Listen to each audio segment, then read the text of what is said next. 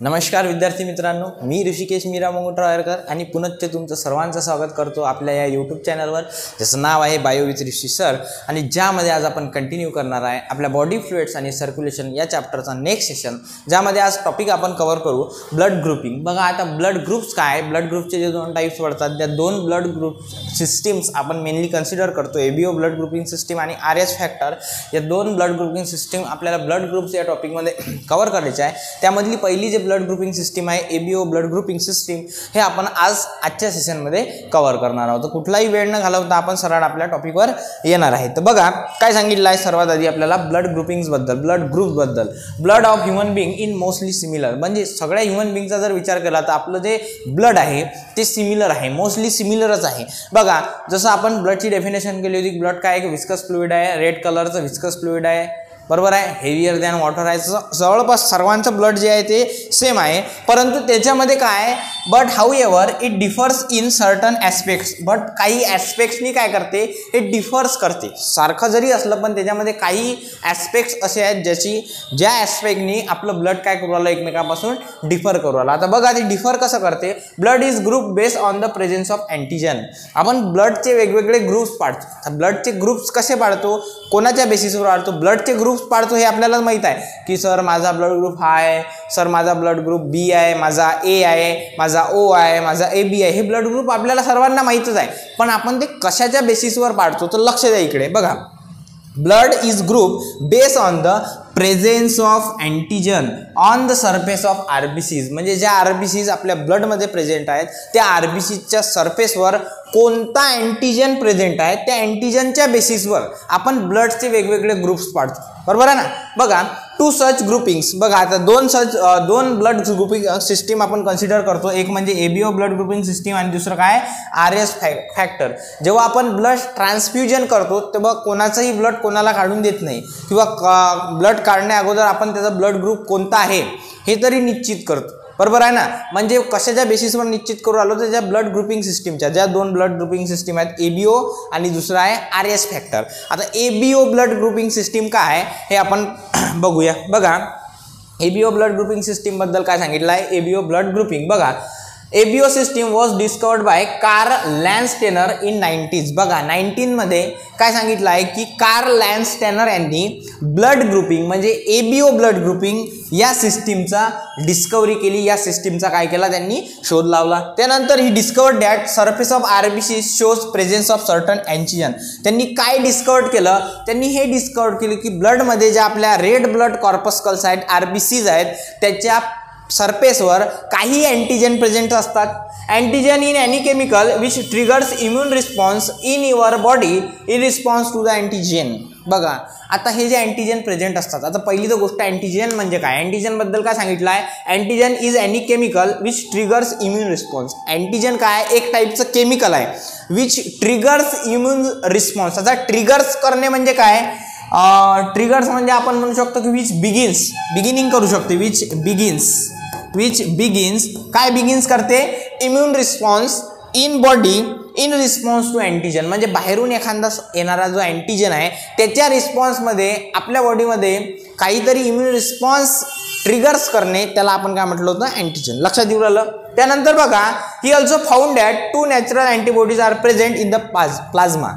त्याला म्हणजे Karl Landsteiner यांना आणखी काय आढळलं की he also found that 2 natural antibodies, 2 natural antibodies ह्या प्रेझेंट असतात इन द प्लाझ्मा. कुठं प्रेझेंट असतात, प्लाझ्मामध्ये. Based on this 4 blood groups were discovered. आता या माहितीच्या आधारे कार्ल लॅन्स्टेनर यांनी 4 वेगवेगळे ब्लड ग्रुप शोधले. आता 4 वेगवेगळे ब्लड ग्रुप कोणते, बघा सर्वात पहिले ब्लड ग्रुप शोधला त्यांनी, ब्लड ग्रुप ए. त्यांनी ब्लडचे ग्रुप्स पाडले. presence of antigen on the surface of RBCs and presence of antibodies in the blood plasma. लक्षात येऊ राहिलं. पहिला ब्लड ग्रुप पाडला, ब्लड ग्रुप ए. ब्लड ग्रुप ए चे स्पेसिफिकेशन किंवा त्याचे कॅरेक्टरिस्टिक्स काय होते तर शो प्रेझेन्स ऑफ अँटीजन ए. ज्याच्यामध्ये अँटीजन ए असेल, ज्याच्यामध्ये काय अँटीजन ए असेल, बघा ज्याच्यामध्ये अँटीजन ए असेल तो ब्लड ग्रुप ए सांगितलाय. ज्याच्या आरबीसीच्या सरफेसवर अँटीजन ए प्रेझेंट असेल तो ब्लड ग्रुप ए म्हटला. On the surface of RBC and presence of antibody be in the plasma आणि ज्याच्या प्लाझ्मामध्ये अँटीबॉडी बी प्रेझेंट असेल आणि त्याच्या सरफेसवर अँटीजन ए असेल, अशा ब्लडला किंवा अशा ब्लड ग्रुपला कार्ल लँडस्टेनर यांनी ब्लड ग्रुप ए म्हटलं. ब्लड ग्रुप बी कशाला म्हटलं बघा. आता ब्लड ग्रुप बी कशाला म्हटलं की प्रेझेन्स ऑफ अँटीजन बी, म्हणजे त्याच्या आरबीसीच्या सरफेसवर बी अँटीजन प्रेझेंट असेल आणि त्याच्या प्लाझ्मामध्ये अँटीबॉडी ए प्रेझेंट असेल. लक्षात आलं. अँटीजन आणि अँटीबॉडी, अँटीजन जो प्रेझेंट असेल तो त्याचा ब्लड ग्रुप आणि त्याच्या अपोजिट त्याची अँटीबॉडी त्याच्या प्लाझ्मामध्ये प्रेझेंट असेल. जसं ब्लड ग्रुप एचा विचार केला तर ब्लड ग्रुप एच्या आरबीसीच्या सरफेसवर अँटीजन ए प्रेझेंट होता आणि प्लाझ्मामध्ये अँटीबॉडी बी प्रेझेंट होती. लक्षात आलं. त्यानंतर ब्लड ग्रुप बी मध्ये काय सांगितलं की ब्लड ग्रुप बी मध्ये अँटीजन बी प्रेझेंट आहे आरबीसीच्या सरफेसवर आणि अँटीबॉडी ए प्रेझेंट आहे प्लाझ्मामध्ये. त्याच्यानंतर तिसरा ब्लड ग्रुप त्यांनी पाडला तो म्हणजे ब्लड ग्रुप ओ. आता ब्लड ग्रुप ओ बद्दल काय सांगितलं की आरबीसी शो नो अँटीजन. लक्षात घ्या, जर ब्लड ग्रुप ओ आहे तर त्याच्या आरबीसीच्या सरफेसवर कोणताच अँटीजन प्रेझेंट नाही, म्हणून त्याला आपण म्हटलं blood group O. Antibody A as well as antibody B are present in the plasma. परंतु बघा त्याच्या आरबीसीच्या सरफेसवर कोणताच अँटीजन प्रेझेंट नाही, परंतु त्याच्या प्लाझ्मामध्ये दोन्ही अँटीबॉडीज प्रेझेंट आहेत. बघा antibody A as well as antibody B, both the antibodies are present in the plasma of blood group A. त्याच्या आरबीसीच्या सरफेसवर कोणती अँटीजन प्रेझेंट नसला तरी त्याच्या प्लाझ्मामध्ये दोन्ही अँटीबॉडीज प्रेझेंट आहे. अशा ब्लडना आपण म्हटलं ब्लड ग्रुप ओ. त्याच्यानंतर चौथा ब्लड ग्रुप पाडण्यात आला ब्लड ग्रुप ए बी. आता ब्लड ग्रुप ए बी मध्ये काय RBC show presence of both antigen. आता ए बी जो ब्लड ग्रुप आहे, ए बी ब्लड ग्रुपचा ज्या आरबीसीज असतील आणि आरबीसीचा जो सरफेस असेल त्याच्यावरती दोन्हीही अँटीजेन प्रेझेंट असतील, अँटीजेन ए आणि अँटीजेन बी. लक्षात आलं. म्हणजे ज्या आरबीसीच्या सरफेसवर अँटीजेन ए प्रेझेंट असेल तो ब्लड ग्रुप ए, ज्या आरबीसीच्या सरफेसवर अँटीजेन बी प्रेझेंट असेल तो ब्लड ग्रुप बी, ज्या आरबीसीच्या सरफेसवर कोणताच अँटीजन प्रेझेंट नसेल तो ब्लड ग्रुप ओ, आणि ज्या आरबीसीच्या सरफेसवर दोन्ही अँटीजन प्रेझेंट असतील अँटीजन ए आणि अँटीजन बी तो ब्लड ग्रुप ए बी. पण ए बी ब्लड ग्रुपमध्ये there is no antibody present. कोणतीच अँटीबॉडी प्रेझेंट नसते ए बी ब्लड ग्रुपमध्ये. जसं ओ ब्लड ग्रुपमध्ये दोन्ही अँटीबॉडीज प्रेझेंट होत्या प्लाझ्मामध्ये, पण ए बी ब्लड ग्रुपमध्ये कोणतीच अँटीबॉडी प्रेझेंट नसते प्लाझ्मामध्ये. इन 1902 डेकॅस्टेलो अँड स्टुर्ली, बघा 1902 मध्ये Decastello and Sturli discovered A B blood group. A B blood ग्रुपचा शोध कोण लावला? डेकॅस्टेलो आणि स्टुर्ली यांनी 1902 मध्ये. लक्षात आलं. हे झाले आपले 4 ब्लड ग्रुप कार्ल लँडस्टेनर यांनी सांगितल्याप्रमाणे. आता आपण टॅब्युलर फॉर्ममध्ये तुम्हाला ब्लड ग्रुप सांगितले आहेत. बघा हे ब्लड ग्रुप दिलेले आहेत. अँटीजन कोणता सरफेस आहे कोणत्या ब्लड ग्रुपवर, कोणती अँटीबॉडी प्रेझेंट आहे प्लाझ्मामध्ये आणि त्याला कोणकोणते ब्लड ग्रुप ब्लड डोनेट करू शकतात. बघा पहिली तुम्हाला सांगितलं आहे 1 नंबरला कोणता सांगितला आहे ब्लड ग्रुप ए. आता ब्लड ग्रुप एच्या आरबीसीच्या सरफेसवर अँटीजन ए प्रेझेंट असणार ऑब्वियसली, अँटीबॉडी बी प्रेझेंट असणार बरोबर. आता डोनर्स ग्रुप कोणकोणते आहेत बघा या टेबलवरून एक समजते की अँटीजन ए त्याच्या आरबीसीच्या सरफेसवर प्रेझेंट आहे आणि त्याच्या प्लाझ्मामध्ये अँटीबॉडी बी प्रेझेंट आहे. ए तर त्याला देऊ शकणार आणि ओ पण देऊ शकते, कारण की ओ मध्ये कोणतीच अँटीबॉडी प्रेझेंट कोणताच अँटीजन प्रेझेंट नसते. ओ मधल्या ब्लडमधल्या ज्या आरबीसीज आहेत त्याच्या सरफेसवर no antigen is present because, म्हणूनच त्याला आपण युनिव्हर्सल डोनर सुद्धा म्हणतो ओ ब्लड ग्रुपला. लक्षात येईलच तू पुढे आपल्याला पार्ट. बघा ए पाहिलं. आता दुसरा ब्लड ग्रुप आहे बी. बीच्या सरफेसवर बी अँटीजन प्रेझेंट असतील, अँटीबॉडी ए प्रेझेंट असतील. त्याच्यानंतर आणि डोनर्स ग्रुप याला कोणकोणते आहेत तर याला बी डोनेट करू शकते आणि ओ ब्लड ग्रुप सुद्धा डोनेट करू शकते ब्लड. त्याच्यानंतर तिसरा आपण पाहिला ब्लड ग्रुप, तिसरा आहे ए बी. ए बी मध्ये अँटीजन प्रेझेंट असतील ए आणि बी आणि अँटीबॉडीचा विचार करा तर नो अँटीबॉडी प्रेझेंट, कोणतीच अँटीबॉडी प्रेझेंट नसेल ए बी ब्लड ग्रुपमध्ये. आणि याला डोनेट कोण करू शकते तर ए बीला ए बी तर करणार, ए पण करू शकते, बी पण करू शकते आणि ओ पण करू शकते. चारही ब्लड ग्रुप याला डोनेट करू शकतात. म्हणून हा चारही ब्लड ग्रुपचं जे ब्लड आहे हा ॲक्सेप्ट करू शकते, म्हणून याला रिसिपियंट युनिव्हर्सल रिसिपियंट सुद्धा म्हणतात. आणि 4th ब्लड ग्रुप आपण पाहिला ओ ब्लड ग्रुपमध्ये काय झालं की अँटीजन जे आहेत आरबीसीच्या त्या कोणताच अँटीजन प्रेझेंट नसते आणि अँटीबॉडीजचा विचार केला तर अँटीबॉडी ए आणि अँटीबॉडी बी दोन्ही अँटीबॉडीज याच्या प्लाझ्मामध्ये प्रेझेंट असतात. आणि डोनर्स ग्रुपचा विचार केला तर ओला फक्त ओच ब्लड डोनेट करू शकते. लक्षात येत आहे. त्याच्यानंतर बघा आणखी काय सांगितलं आपल्याला ब्लड ग्रुप्सबद्दल, ड्युरिंग ब्लड ट्रान्सफ्युजन, जेव्हा ब्लड ट्रान्सफ्युजन करतात, blood group of donor and that of recipient carefully match. बघा, जेव्हा ब्लड ट्रान्सफ्युजन करत असतात, जो डोनर आहे आणि एक रिसिपियंट आहे जो ॲक्सेप्टर आहे, त्या दोघांचा ब्लड ग्रुप मॅच असणे आवश्यक आहे. जसं एक आता मागे फिल्म आला होता, म्हणजे ओल्ड फिल्म आहे, अमिताभ बच्चन सरांचा आहे बहुतेक, अमर अकबर अँथनी. त्यामध्ये एकदम बिगिनिंगलाच दाखवलेलं आहे की एका पेशंटला 3 पर्सन ब्लड डोनेट करत आहेत आणि ते ब्लड डोनेट करण्याची त्यांची जी प्रोसेस त्यांनी दाखवली कशी की त्या तिघांच्या बॉडीमधून सरळ ब्लड एका बॉटलमध्ये येत आहे, एका पाऊचमध्ये येत आहे आणि त्या पाऊचमधून सरळ त्या पेशंटला म्हणजे त्या रिसिपियंटला देण्यात येत आहे. बघा, ते जे दाखवलेलं आहे त्याप्रमाणे कधीच ब्लड ट्रान्सफ्युजन होत नाही.